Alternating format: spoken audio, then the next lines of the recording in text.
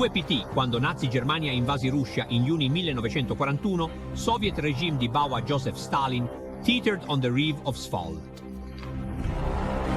Em dezembro, os alemães haviam levado os russos de volta para mais de 600 milhas e estavam nos portões de Moscou.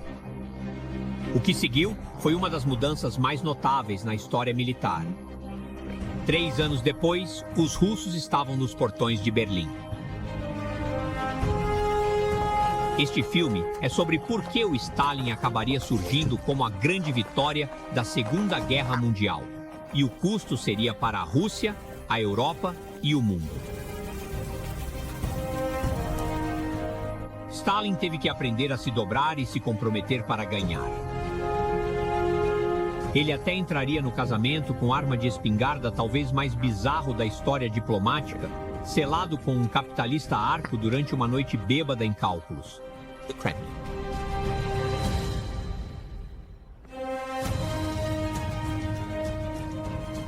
Stalin tem um fascínio inusitado e quase irresistível.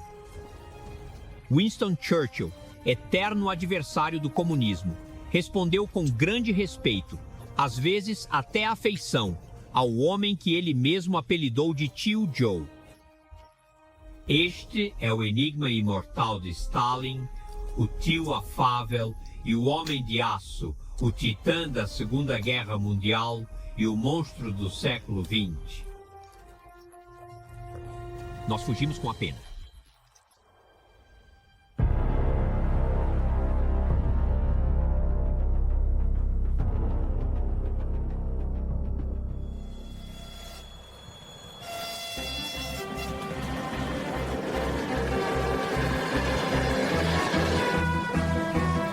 Stalin tomou uma decisão crucial logo após a invasão alemã.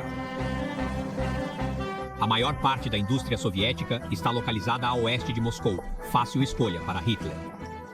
Então os russos desmontaram cerca de 1.500 fábricas, colocaram em trens com famílias de trabalhadores e depois reconstruíram a leste das montanhas Urais.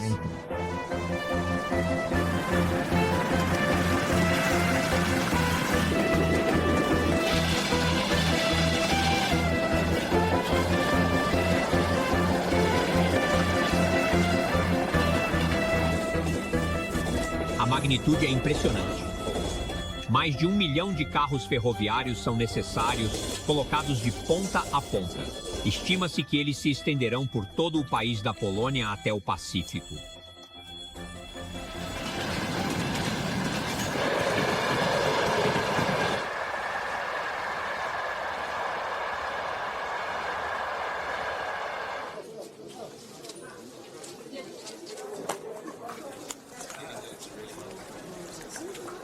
O que motivou os russos comuns, tanto soldados quanto civis, a lutarem tão ferozmente? Aqui está uma história que acho que captura o espírito da resistência russa em 1941. Fugiu do ataque alemão na estrada para Moscou. O correspondente de guerra Vasily Grossman foi dado abrigo por uma velha camponesa. Ela esgotou seu pequeno estoque de suprimentos, recebeu-o com uma boa refeição e um fogo rugido enquanto cantava canções. Ela contou a Grossman que seu filho lutava na frente e que seu pesadelo estava lutando. O diabo veio até mim ontem à noite e afundou suas garras na minha mão. Comecei a orar para que o diabo não tenha notado, então eu disse a ele para se afastar. Então ele desapareceu.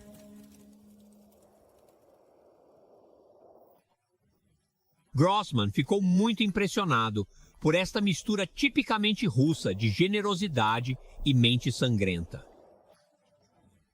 Se triunfarmos nesta terrível e cruel guerra, será devido à presença de corações tão nobres em nossa pátria. Eles iluminam todo o nosso povo com uma luz milagrosa.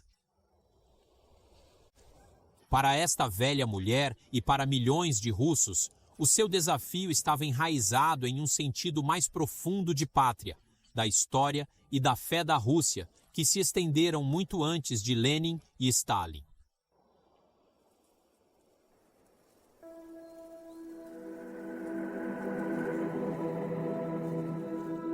Um poema popular de guerra aproveitou este humor, imaginando os fantasmas da velha Rússia religiosa vindo à ajuda dos comunistas sem Deus de Stalin. Era como se nos túmulos de cada aldeia russa, guardando os vivos com o sinal da cruz, nossos ancestrais se reuniram para orar pelos netos, que não acreditavam mais em um Deus.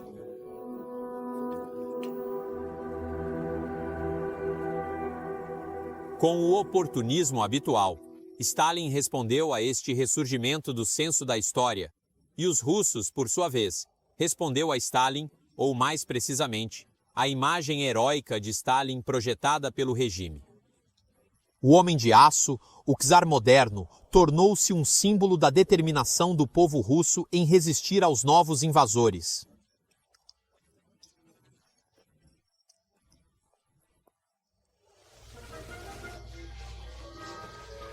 Stalin acelerou sua transformação em líder nacionalista. Seu discurso no desfile do Dia da Revolução em novembro invocou Lenin, mas também os heróis russos que repeliram os invasores anteriores, incluindo o general Tsar Kutuzov, herói da guerra contra Napoleão.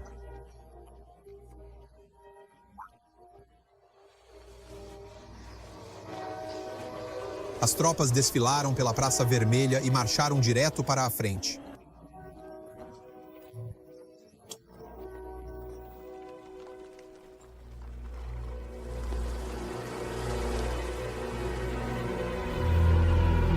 Moscou estava agora sob ataque quase noturno do Luftwaffe.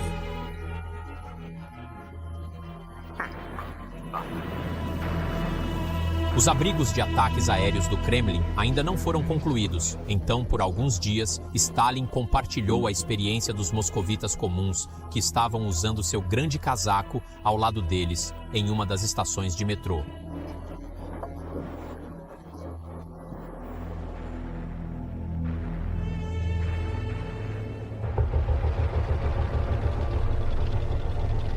Em 2 de dezembro de 1941, as unidades avançadas alemãs estavam apenas a uma dúzia de quilômetros do Kremlin. É uma cúpula e uma espiral brilhando ao sol pálido. Um médico alemão chegou a uma parada de bonde na estrada para a cidade. Há uma velha lixeira de madeira presa à parede. Eu me senti dentro e arrastei um punhado de bilhetes de bonde antigos. Escolhemos as letras cirílicas e agora sabemos que escrevemos Moskva. Mas não há passeio fácil para Moscou para esses soldados alemães. Esta vasta réplica de uma armadilha de tanque marca o fim da linha para eles, o ponto onde Barbarossa, uma vez fogo derretido, literalmente congelou.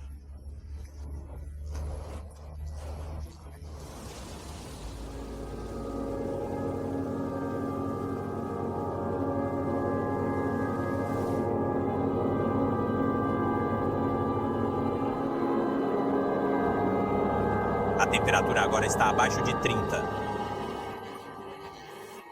Os motores de tanques e aviões tiveram que ser aquecidos por horas antes de serem iniciados. Muitos soldados alemães não tinham roupas de inverno, até mesmo luvas adequadas, vítimas do arrogante de Hitler sobre uma rápida vitória. Aproveitando a oportunidade, Stalin e seu chefe de gabinete Zhukov agora planejaram um contrário dramático.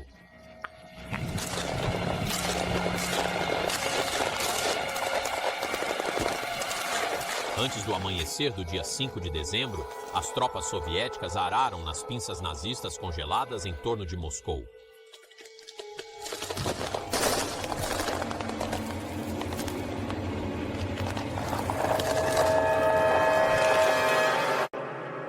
Embora os alemães não tenham sido derrotados, eles foram levados de volta 100 milhas. Para os russos, depois de 6 meses de derrota, a primeira vitória. Mas eles continuam.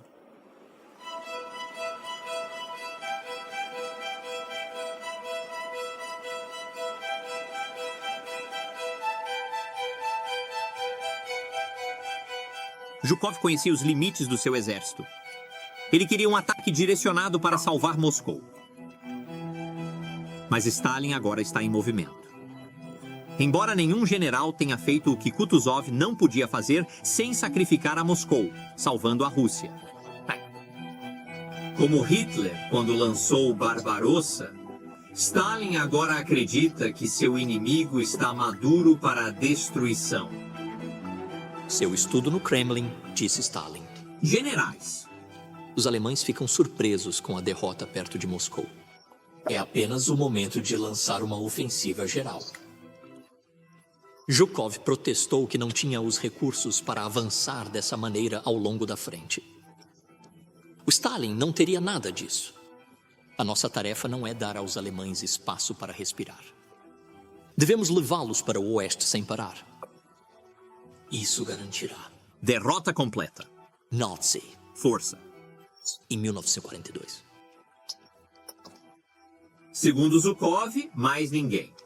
Falando, o ditador derrotou seus generais, a ofensiva de Ano Novo seguiu e Stalin acompanhou. Costumes. A vingança cruzou o nome de Zhukov da lista daqueles que serão honrados por salvar Moscou.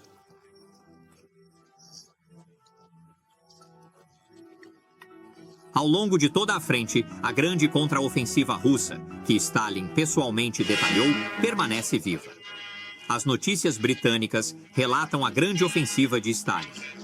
Os heróicos russos parecem ser os únicos que efetivamente lutam contra os alemães. A Grã-Bretanha estava em defesa e a América, embora finalmente na guerra, estava em confusão após o ataque surpresa do Japão em Pearl Harbor. No entanto, no início de 1942, Stalin estava cheirando a vitória e, como Hitler, ele estava à sua cabeça. Depois de perder a Europa Oriental em 1941, ele agora está determinado a recuperá-la. Ele disse à Grã-Bretanha e à América que as recompensas da Rússia pela vitória deveriam incluir a Polônia Oriental e os Estados Bálticos, território atribuído a ele em 1939 como parte do pacto com Hitler. Agora ele quer que seus aliados endossem o mesmo acordo sujo. Esta negociação obsessiva por ganho territorial pode parecer bizarra, prematura para nós agora, mas acho que faz sentido se lembrarmos que o Stalin, ainda em alta do sucesso das contraofensas de inverno, pensou que a guerra poderia terminar dentro de alguns meses. Então ele estava tentando fortalecer a sua mão para uma próxima conferência de paz. A amizade russa era vital para a Grã-Bretanha, mas ceder a Polônia e os Estados Bálticos aos soviéticos, como Hitler fez, parecia totalmente imoral. Após o debate angustioso, o governo britânico entrou. Então a Stalin aplica pressão direta. Ele enviou seu ministro das Relações Exteriores, o duro Molotov, para a Grã-Bretanha pressionar por território. No início de uma manhã de maio, um poderoso bombardeiro soviético de 4 motores pousou em um aeroporto do norte. O Sr. Molotov, comissário de assuntos externos do povo soviético, trajado com um pesado kit de voo forrado de pele, foi visto nas câmeras de notícias. Estava todo sorrisos. Mas, nos bastidores, Molotov não se provou como um convidado fácil.